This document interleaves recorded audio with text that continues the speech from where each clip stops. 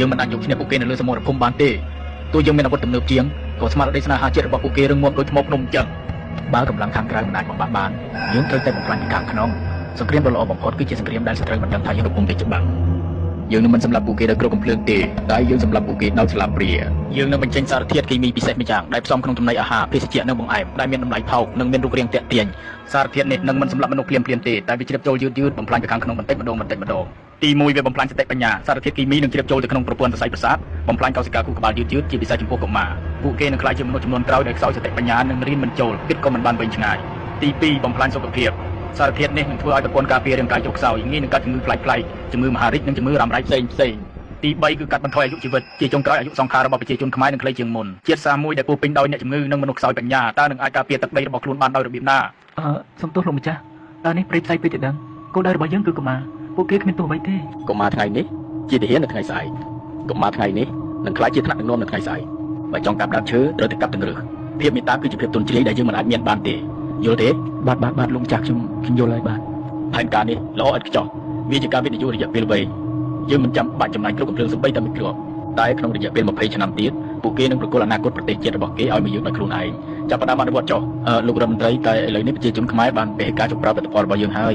យតើយើងត្រូវធ្វើដូចម្តេចទៅបាទមែនហើយលោករដ្ឋមន្ត្រីបន្ទាប់ពីមានចំនួនព្រំដែនលើកចុងក្រោយនេះពួកគេហាក់ដូចជាស្អប់យើងខ្លាំងណាស់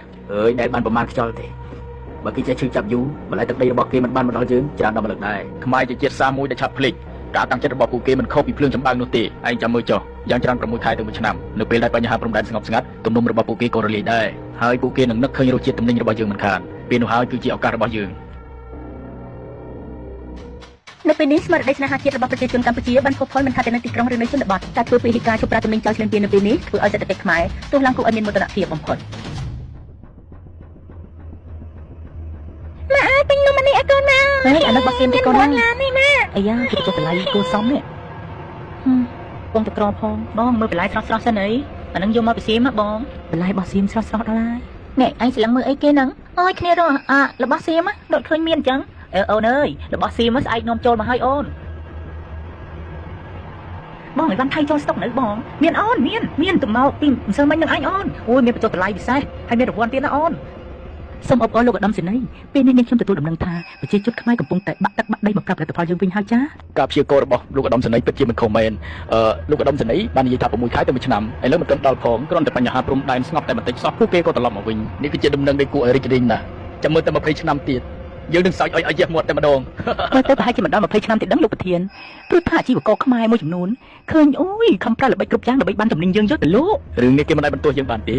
េពីព្រោះតែគេលឹងងងដោយខ្លួនឯងចុះមានមិនអាចរួចទេអត្រាកម្មាមានបញ្ហាក្នុងការរៀនសូត្រនិងអត្រាអ្នកកើតជំងឺមហារីកឡើងកើនឡើងខុសប្រក្រត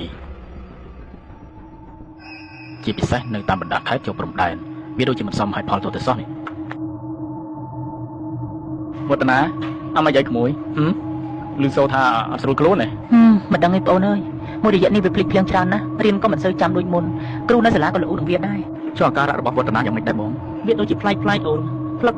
ហៅ10ម៉ាត់អត់ចង់លឺទេណាចុះនំកញ្ចប់នេះបងឲ្យវឌ្ឍនាញ៉ាំពីងកាលដែរបងឥឡូវឬក៏យូរហើយទេនំនេះបងដូចជាឲ្យអូនញ៉ាំយូរដែរហើយវាកើតអីមែនអូនខ្ញុំគិតថាលោកគ្រូពេទ្យវិចិត្រគ្រូទិនអាស្រន់ស្លាវពេករឿងក្មួយលោកគ្រូឈឺជួនកាលវាគ្រាន់តែជាជំងឺកាត់ឡើងទៅតាមរដូវកាលតែប៉ុណ្ណោះខ្ញុំនៅតែជឿជាក់ថាបញ្ហាខុសប្រក្រតីខាងលើនេះគឺបណ្ដាលមកពីចំណីអាហារដែលយើងនាំចូលមកនឹងឯងរឿងនេះមិនមែនជារឿងតូចតាចទេលោកវិចិត្រជួនកាលវាអាចធ្វើឲ្យប៉ះពាល់ទំនាក់ទំនងការទូតជាថ្មីក៏ថាបានដែរណាខ្ញុំដឹងលោកប្រធានក៏ប៉ុន្តែនេះគឺជាអាយុជីវិតរបស់ប្រជាជននិងជាអនាគតរបស់កូនចៅយើងចំនួនក្រោយលោកប្រធានឥឡូវចេះលោកទៅរកផតតាំងឲ្យបានសិនមកណាទៅរកផតតាំងឲ្យបានសិនមកហើយចាំមកជួបខ្ញុំអូខេបាទលោកប្រធានបាទអរគុណលោកប្រធានមានឃើញអ្វីសោះលោកវិជ្ជបណ្ឌិតការធ្វើតេស្តរាប់សិបលើកដោយប្រើវិធីសាស្ត្រស្តង់ដារមិនបានបង្ហាញអ្វីខុសប្រក្រតីទេសំណាក់ទាំងអស់ស្អាតតាមបច្ចេកទេសប៉ុន្តែនាងខ្ញុំអស់លទ្ធភាពហើយលោកគ្រូពេទ្យអ្នកទាំងអស់គ្នាត្រូវស្ដាប់ខ្ញុំពួកគេខំប្រឹងលាក់យើងសម្បើមណាស់តែយើងមិនត្រូវចោទចាញ់ចំណុចថាយើងត្រូវតែប្រើប្រាស់បច្ចេកវិទ្យាចុងក្រោយដើម្បីវិភាគរោគមើលខ្មោចដែលគេខំប្រឹងលាក់ទុកទាំងនោះ ឥឡូវអ្នកទាំងអស់គ្នាមានតែការតស៊ូស៊ូទាំងអស់គ្នា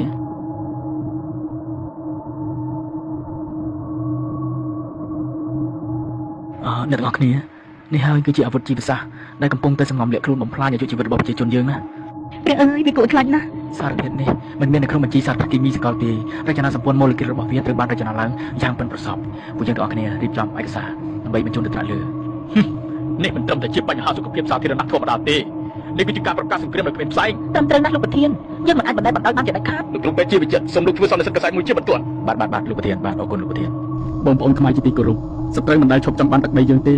ពេលនេះសមរភូមិបានផ្លាស់ប្ដូរពីព្រំដែនមកដល់ចានបាយនៅក្នុងផ្ទះរបស់យើងម្នាក់ៗហើយពួកគេចង់ឲ្យកូនយើងល្ងងខ្លៅចង់ឲ្យយើងខ្សោយនិងស្លាប់មុនអាយុសូមបងប្អូនមេត្តាប្រុងប្រយ័ត្នកុំលោភលន់នឹងរបស់តម្លៃថោករហូតភ្លេចគិតពីសុខភាពនិងអនាគតកូនចៅសូមងាកមកគ្រប់គ្រងផលិតផលខ្មែរបន្លែត្រីសាច់ដែលដាំដុះដោយកសិករខ្មែរអាចមិនមានសម្បូរវិកខ្ចប់ស្អាតតែវាមានសុវត្ថិភាពនិងពោពេញទៅដោយសេចក្តីស្រឡាញ់របស់ជនរួមជាតិយើងកម្លាំងរបស់ជាតិគឺស្ថិតនៅលើសុខភាពនិងបញ្ញាញាណរបស់ប្រជាជនកុំឲ្យសត្រូវឈ្នះសង្គ្រាមដោយសារតែការធ្វើប្រហែសរបស់យើងនៅលើចានបាយឡើយហើយដឹងស្អីទេផ្សាយខ្ញុំញ៉ាំអាហារថៃមួយជីវិតឯងឃើញមានកាត់អីផងអើយនេះឯងទោះតែឃើញក្តាមឈូបានស្រក់ទឹកភ្នែកអ្នកអើយខ្ញុំទៅផ្សារទិញបានអីវ៉ាន់ថៃច្រើនណាស់ថ្ងៃនេះអូគេចូលស្តុកថ្មីឯនេះអើយនិយាយទៅយើងមិនដឹងជាមនសិការស្អីទេមកសង្គ្រាមគេចប់ទៅហើយដែរមែនហើយអើយតែយើងធ្វើល្អគេក៏ល្អនឹងយើងវិញដែរហើយគិតយ៉ាងម៉េចទេប្រជាជនខ្មែរយើងឥឡូវអត់គិតពីវិរៈកងទ័ពជួបមកខំពាក់លីជីវិតដើម្បីការពារជាតិមាតុភូមិសោះអើយអ្នកអើយចឹងបានគេថាទីឌីលយើងវាមិនខុសមែនណាអ្នកយើងនេះវាដូចភ្លើងចម្បាំងមែនហ្នឹងឆ្ងាញ់ណាស់របស់គេអើយថ្ងៃនេះដាច់មកអត់មានមកគ្រាប់សោះព្រោះតែម្នាក់គុំត្រូវតែរបស់ចៅមកអ្នកអើយទៅវិញទៅណារោងចក្រយើងបិទហើយមែនហើយតោះទៅវិញទៅទោះបីជាយើងនៅក៏រោងចក្រយើងមិនបានបើកវិញដែរ The number of infected people has increased significantly. ទិន្នន័យនៅឡើងខ្ពស់ដល់ដែរគិតយ៉ាងណាទេគ្រូពេទ្យជួយកុំជាបងគ្រូពេទ្យមិនអីទេចាំលោកគ្រូជួយអើយលោកគ្រូពេទ្យខ្ញុំប្រចាំលោកបងឯងមករយៈសិនសង្ឃឹមតែខ្ញុំមានលុយយកមកលោះវិញណាលោកបងព្រោះតែអាហាររបស់ចៅធ្វើឲ្យចៅយើងស្លាប់តើវាចៅហ្នឹងស្លាប់ជាដំណឹងដ៏រីករាយនៅពេលនេះស្ថានភាពអ្នកជំងឺបានថយចុះគួរឲ្យកត់សម្គាល់ប្រជាជនខ្មែរ 100% បានងាកមកប្រើផលិតផលខ្មែរគ្រប់គ្នាពិតជាចម្លែកណាស់លោកដុកទ័រទើបតែអនិច្ចកម្មទៅកាលពីអាទិត្យមុនដោយជំងឺដាច់សរសៃឈាមខួរក្បាលហើយឥឡូវនេះលោកឧត្តមសេនីយ៍ក៏ឈឺម្នាក់ទៀតគ្រាន់តែដឹងថាខាងកម្ពុជាបានដឹងល្បិចលោកឧត្តមសេនីយ៍ក៏ឈឺធ្ងន់ភ្លៀងអើយពិតជាអាណិតលោកណាស់មែនហើយគួរអាណិតលោកណាស់មិននឹកស្មានថាផែនការត្រឡប់ចាក់ចឹងសោះហើយខំសង្ឃឹមថាប្រជាជនខ្មែរចូលទាក់យើងទៅហើយតែឥឡូវចប់បាត់ការឈឺចាប់បានបង្រៀនយើងការវិនិច្ឆ័យបានដាស់យើងការភ្លេចភ្លាំងមួយគ្រាបានបដូរមកវិញនឹងការឈឺចាប់មួយចំនួនសត្រូវអាចបំផ្លាញសុខភាពយើងបានមួយចំនួនតែពួកគេមិនអាចបំផ្លាញស្មារតីយើងជារៀងរហូតបានទេយើងធ្លាប់ភ្លេចម្ដងរួចមកហើយតែលើកនេះយើងនឹងចងចាំមេរៀនដែលស្រោចដោយឈាមនិងទឹកភ្នែកទុកក្នុងខួរក្បាលរបស់យើងបដិញ្ញាថានឹងមិនឲ្យប្រវត្តិសាស្ត្រដ៏ឈឺចាប់នេះកើតមានឡើងជាលើកទី2ជាដាច់ខាតនៅលើដីសវណ្ណភូមិនេះចៅដឹងទេត្រីនេះមកពីកសិដ្ឋានរបស់ពូសុកនៅឯភូមិយើងហើយបន្លែនេះមកពីសួនរបស់មីងធីតាអង្គរនេះមកពីស្រែរបស់យើងផ្ទាល់ណាចៅខ្ញុំដឹងលោកតាអ្នកគ្រូនៅសាលាប្រាប់ថាអាហារនីមួយៗដែលយើងញ៉ាំគឺជាការបោះឆ្នោតឲ្យអនាគតប្រទេសជាតិចៅនិយាយត្រូវហើយកាលពីចំនួនតាមនុស្សជាច្រើនបានបោះឆ្នោតខុសពួកគេបានបោះឆ្នោតឲ្យរសជាតិឆ្ងាញ់មួយពេលនិងតម្លៃថោកមួយគ្រារហូតស្ទើរតែបាត់បង់អនាគតមួយចំនួនការឈឺចាប់នោះវាបានខ្លាចជាមេរៀនដែលត្រូវបង្រៀនកូនចៅតរៀងទៅនៅតាមសាលារៀនគ្រប់កម្រិតមុខវិជ្ជាសុវត្ថិភាពស្បៀងអាហារបានខ្លាចជាមុខវិជ្ជាកាតព្វកិច្ចនៅថ្ងៃខួបមរណភាពរបស់លោកវិជ្ជបណ្ឌិតជាវិចិត្រគេប្រារព្ធទិវាជាតិនៃការដឹងគុណចានបាយខ្មែរ